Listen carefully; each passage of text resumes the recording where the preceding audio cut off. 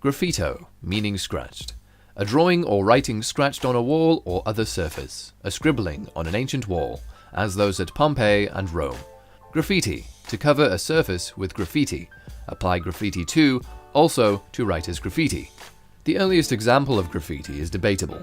Some consider the first cave paintings to be a form of graffiti, as it's an artistic marking left behind to decorate a wall. However, the current meaning of graffiti applies more to the concept of placing works of art in public spaces through legal or illegal means.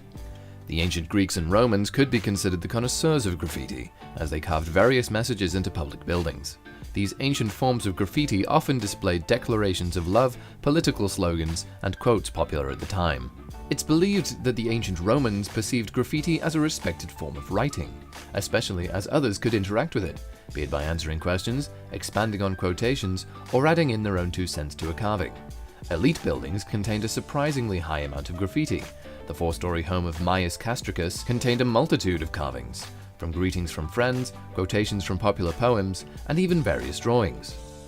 Graffiti has carried on for centuries. Even during World War II, soldiers would leave their markings as a reminder of where they'd been.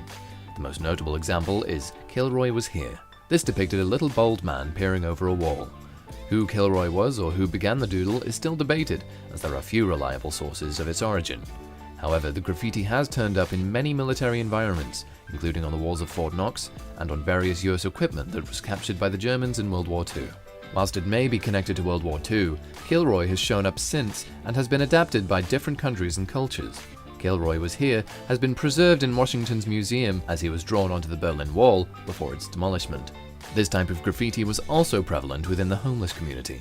A notable example of this is Bozo Texino, an enigmatic graffiti piece that popped up on freight trains in the early 20th century.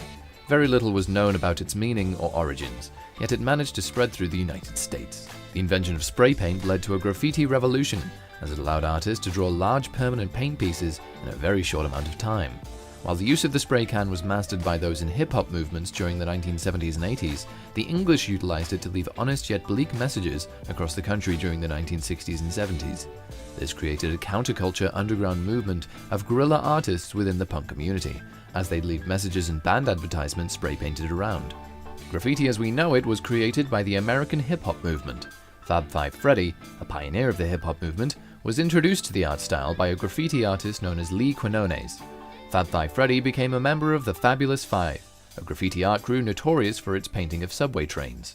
This incorporation and influence of the style led graffiti to become one of the 4 elements of hip-hop, alongside rapping, b-boying, and DJing.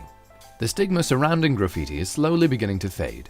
This is likely due to the introduction of safe spaces for artists to work, as well as the cultural impact graffiti has had as an art style. This acceptance and appreciation for the art style has also led to it being used in advertisements.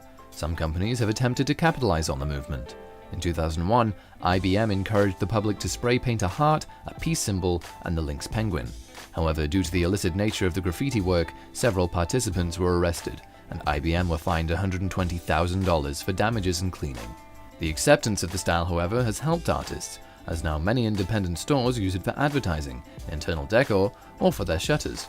This has been particularly successful within New York City, as the commission pieces give the artists work and encourage them to go down the legal route to showcase their work.